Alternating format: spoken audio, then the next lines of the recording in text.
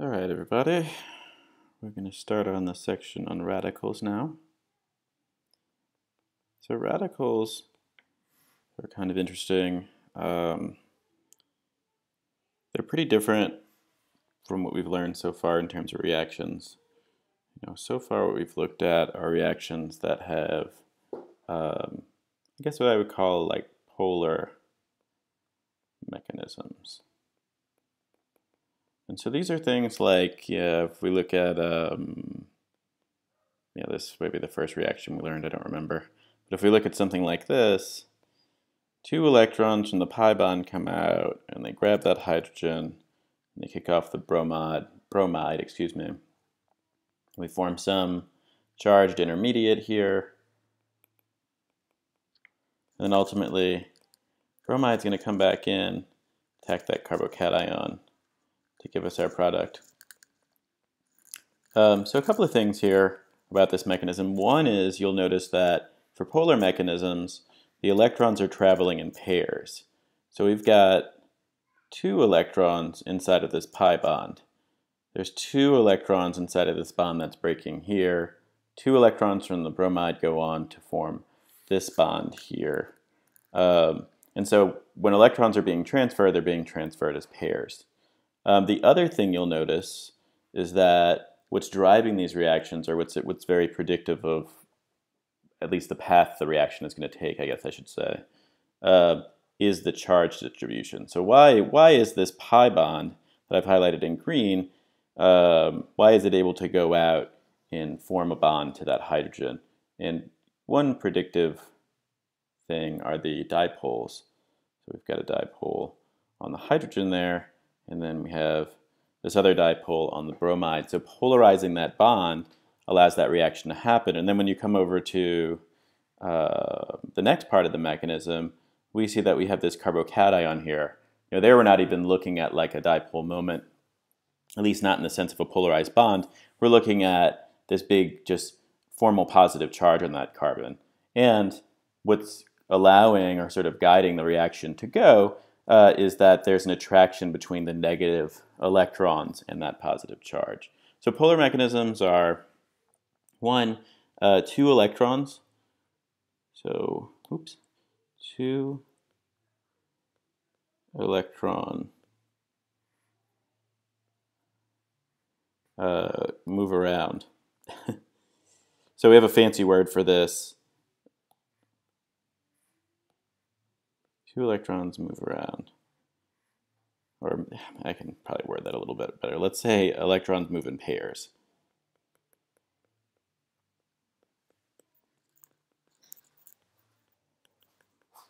And that's what we call heterolytic.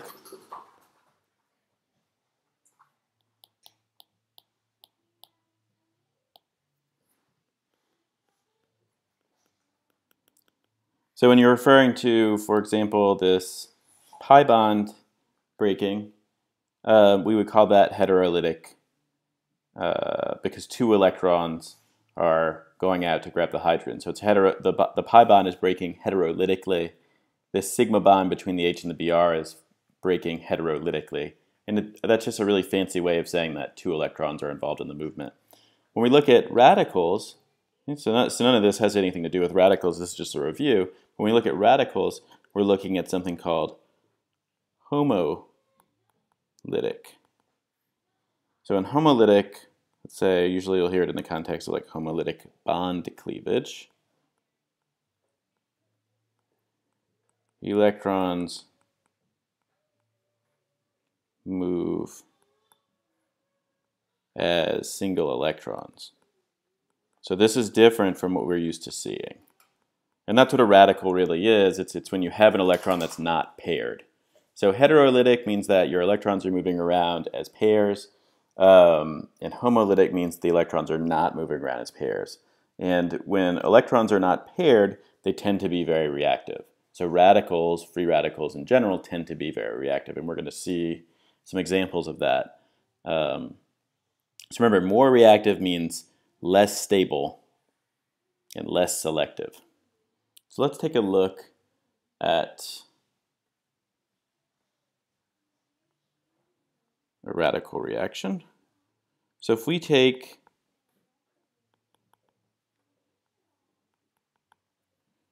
this compound and we add Br2, nothing's going to happen, right? We know that if we had an alkene in there, we would get Br2 addition. But if you have an alkene and you add Br2 by itself, nothing happens. Alkenes are incredibly stable molecules. They generally don't react. So it takes something kind of extreme to get them to react. If we take light, though, which I'm going to abbreviate as H-nu, so remember this is from general chemistry, we use this term, H-nu, E equals H-nu, that's Planck's constant, et cetera, et cetera. So all we're saying here is that we're taking light, and if we were really worried about it, we would say nu. We could specify the frequency of light that we need, and there is a specific frequency to use, but we're not super worried about that. If you want to be not fancy, we can just say light. Okay. All right, but if we do this, now we start to see a reaction happening.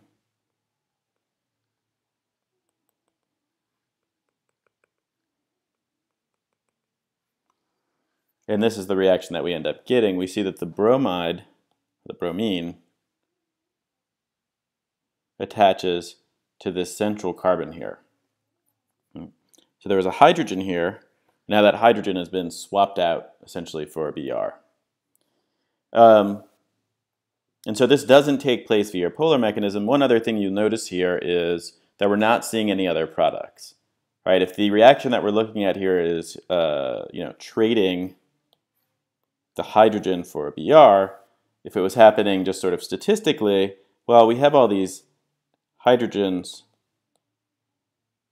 We have all these hydrogens out here, and statistically, we'd expect to see a bunch of bromination products for that.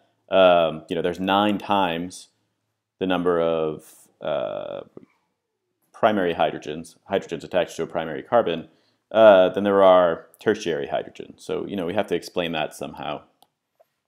So yeah, so these things are regioselective.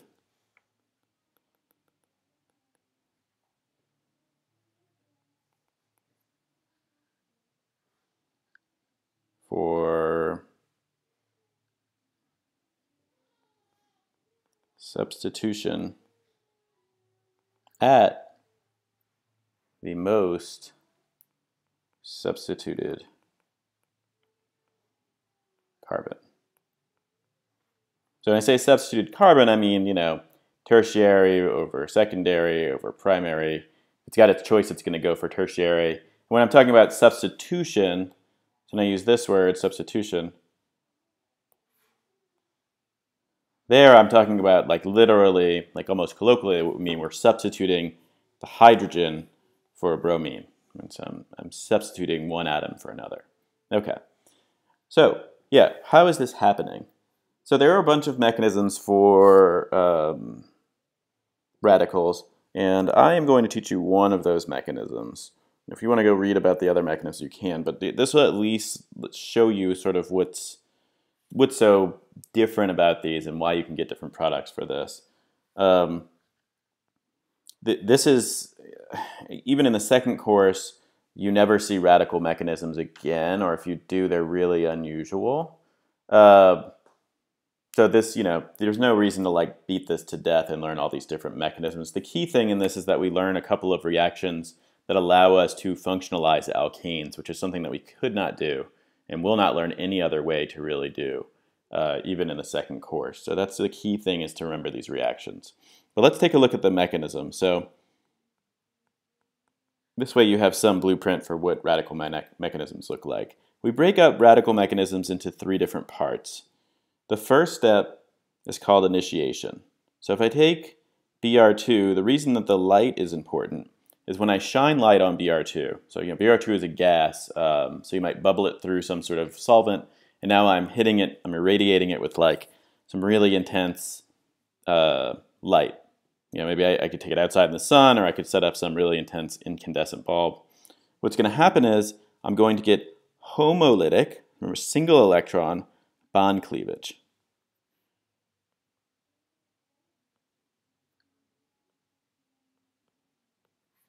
So you'll notice that here, one electron has gone with either of the bromines. So that's what we're talking about when we say homolytic. We mean just a single electron. The other thing you'll notice,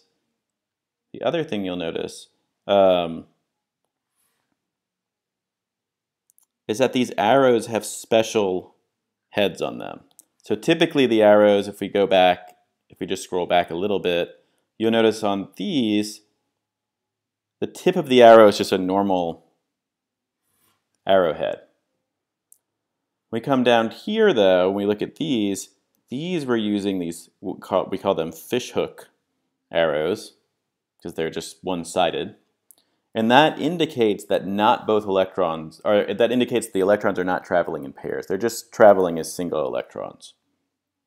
Okay, so this is our initiation step, meaning that this has to happen before the actual reaction that we want to happen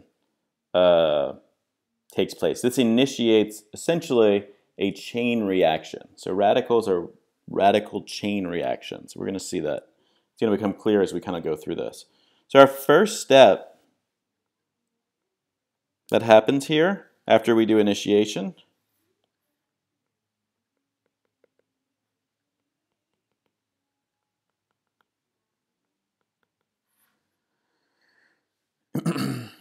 is what's called propagation. And there's several steps in the propagation step. So you can imagine a chain reaction. It starts, and then there is a propagation step where it's just happening again and again and again and again and again. And that's what we're going to look at here. All right, so I've got my extremely reactive Br radical. And it's going to go out, and it's going to grab that hydrogen atom that's at the tertiary carbon. And you'll notice I'm using my fishhook arrows because this is all happening homolytically. And the result is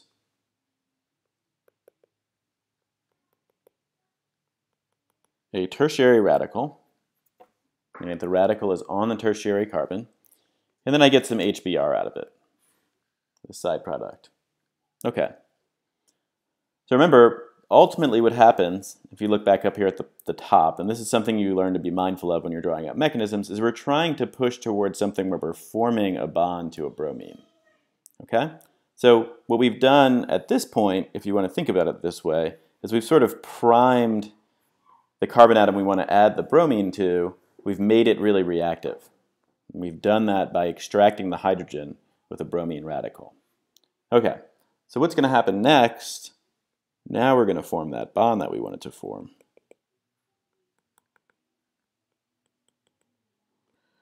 So my radical on the carbon comes out and it grabs a bromine. And again, oops,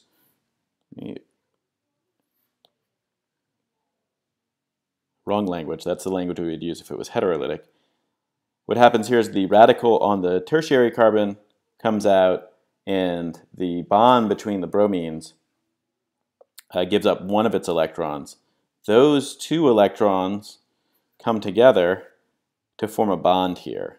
So that's the kind of key thing that separates these from the other reaction mechanisms we've seen, is that when you form a bond, one electron comes from one species and another electron comes from another species. And that's what we saw in the previous step. One of the electrons comes from the bromine, and one of the electrons comes from this bond between the hydrogen and the carbon. Okay, what does this give us?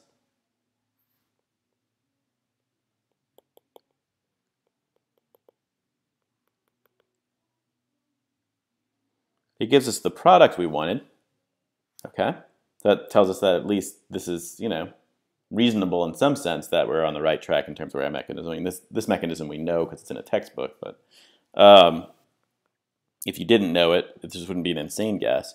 The other thing that you get out of this, though, is you get another bromine radical. And this points to why this is called propagation. So look at the initiation step. What do we need to initiate the series of fundamental steps that allow us to get to the product that we want, which is, use this hot pink, this is the product that we want. So the initiation puts us on the path towards that hot pink product. What do we need to generate in order to get there? Well, we need to generate some sort of bromine radical.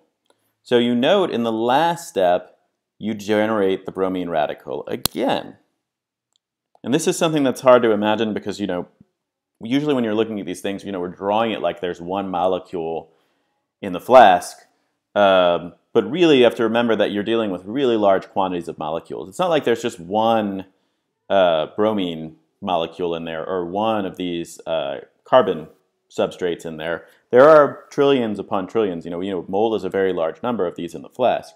So I spit this bromine radical back out, and now this bromine radical could go and find another one of these substrates, and this propagation step can then happen again. So just like when you're looking at things and you're thinking about catalysis, you're kind of regenerating the reactive species that gets the reaction going in the first place, so it keeps happening. So that's why it's called propagation. And I know it's a little bit confusing, but spend a little bit of time thinking about that. I'm generating, in the first step, I'm just trying to get some bromine radical formed, right? So imagine I turn my light on, I get some of that bromine radical going. Now I could turn my light off, right? Because I have one bromine radical in there. That bromine radical enters into this cycle, the propagation cycle. A bunch of stuff happens, and then at the end of that cycle, I get that bromine radical again, right? So that bromine radical can then enter in that cycle again with a different substrate. So wrap your head around kind of what's going on there in the propagation step. And one of the kind of interesting thing about radical reactions, we're not going to go through the mechanism for it, but the ozone layer is something that was, at least when I was younger, a big deal. Because people realized that all these different coolants that we were using were destroying the ozone layer. And the radical reaction that destroys the ozone that's in the upper atmosphere that protects our planet from UV radiation, it's a radical mechanism. And if you've ever read anything about it, what they'll say is like one molecule of coolant will destroy like tens of thousands of molecules of ozone. And the reason is that there's this propagation thing that's happening, just like in the mechanism we're looking at, where every time you go through the reaction that would destroy ozone, you're regenerating the original radical that destroyed the first ozone molecule, and so that can just keep happening. It doesn't happen forever, right? If it did, our ozone layer would just be completely destroyed just from having one molecule of these CFCs, or what they're called, these refrigeration products up there. That doesn't happen, and the reason is that there's a low probability event that can happen, and that's called termination.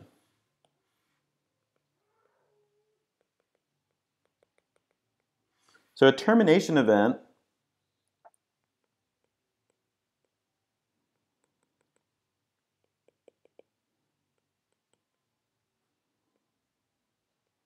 that's when two radicals find each other and collide. So in order for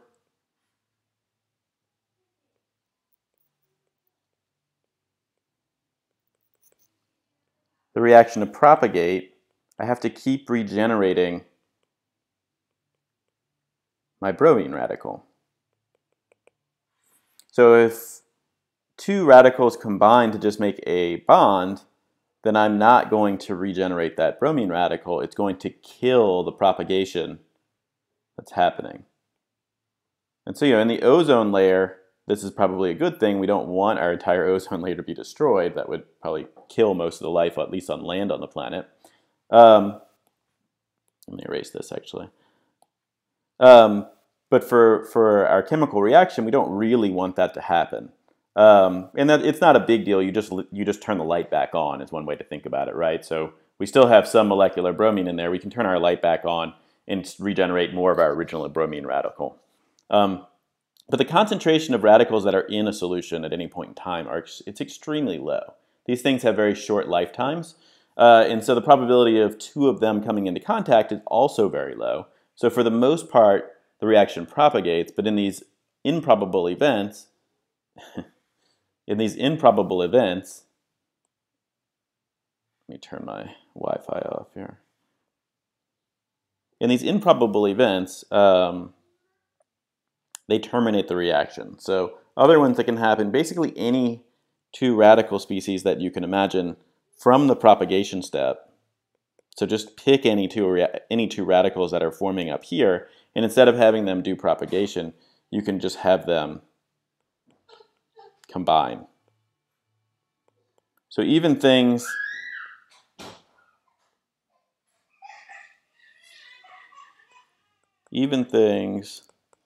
like this that don't lead to any weird side products, this actually leads to your product, right?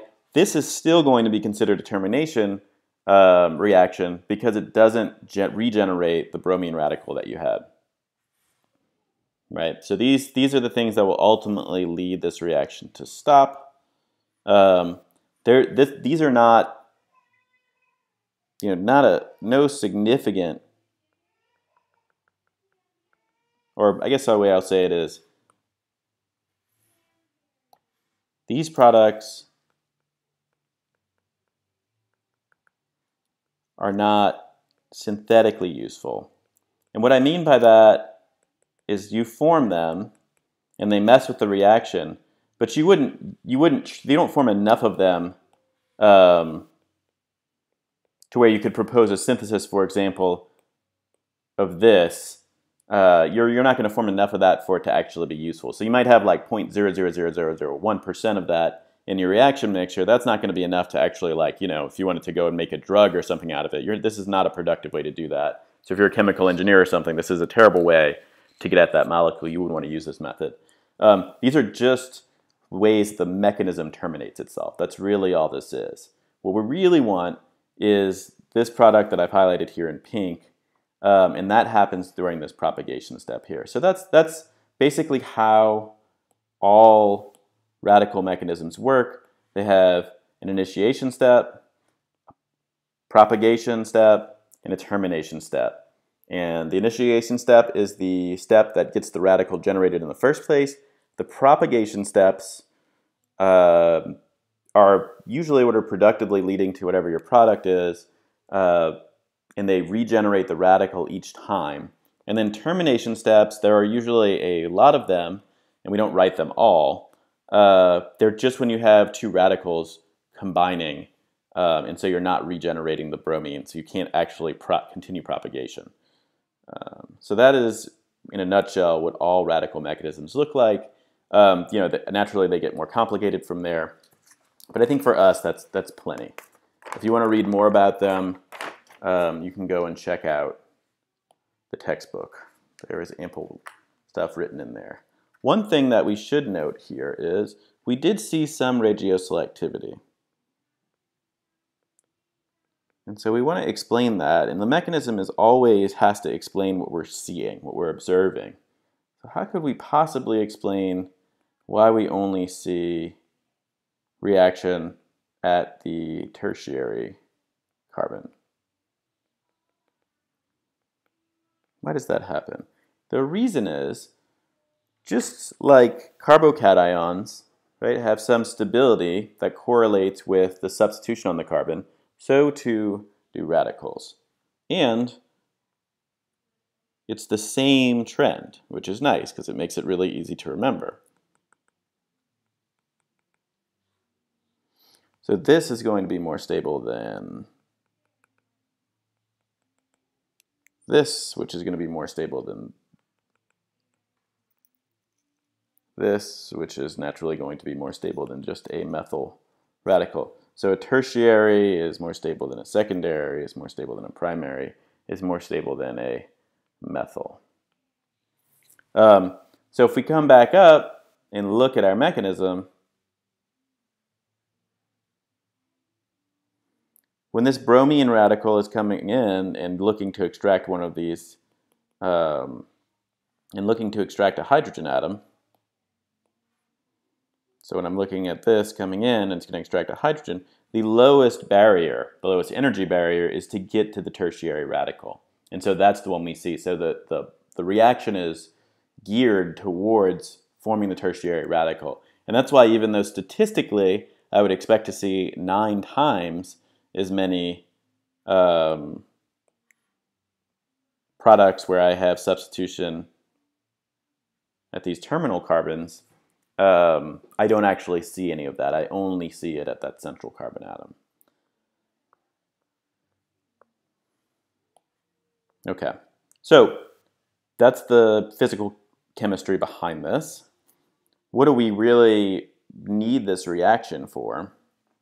We need this reaction because it is the only reaction that you will learn that's going, or it's, I'm trying to think if there are any other ones. It's definitely, without a doubt, the most important reaction that you learn for functionalizing alkanes. This is an incredibly useful reaction for you as a student in this class.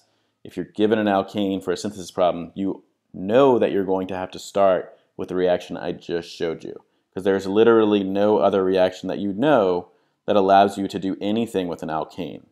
So you can think of alkanes as these extremely stubborn molecules that don't really want to react with anything. And this is your kind of handle that allows you to do that. So I can take this, I can add H nu, I can put a Br there. If I've got methane, I can add Br2, put a little bit of light. Now I've got methyl bromide. What happens if I try and do something like this, where I take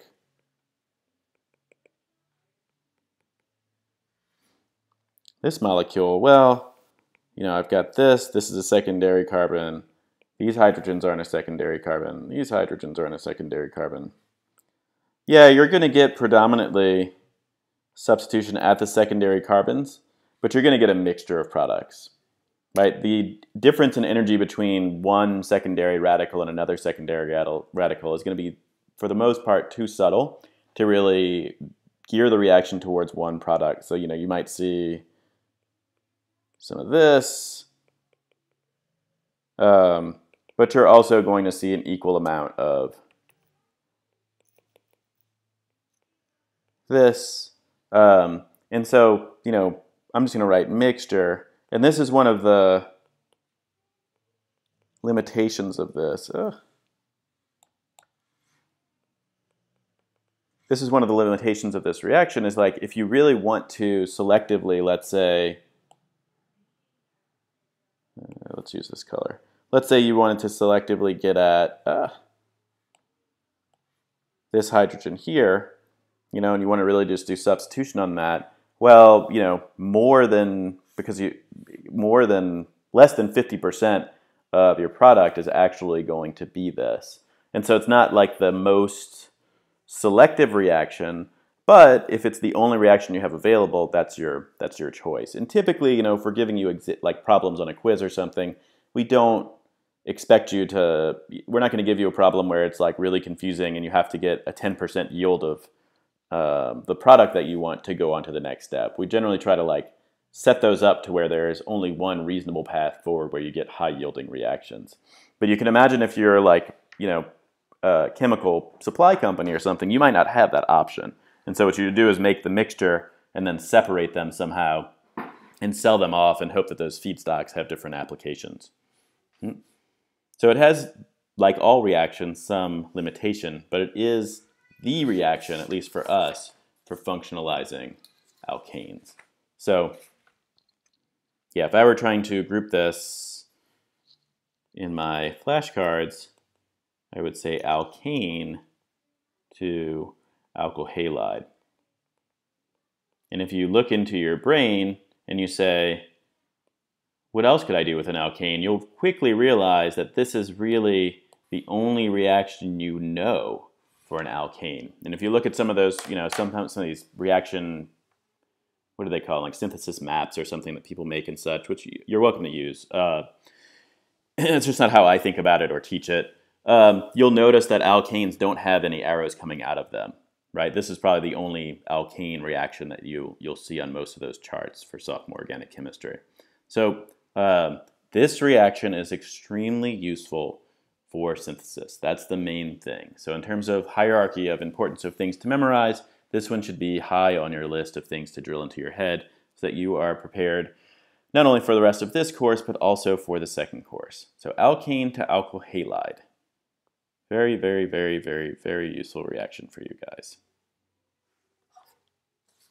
Okay, we'll work some synthesis problems with that. Yeah, we'll work some synthesis problems with that in a separate video. Let me get through all your reactions here.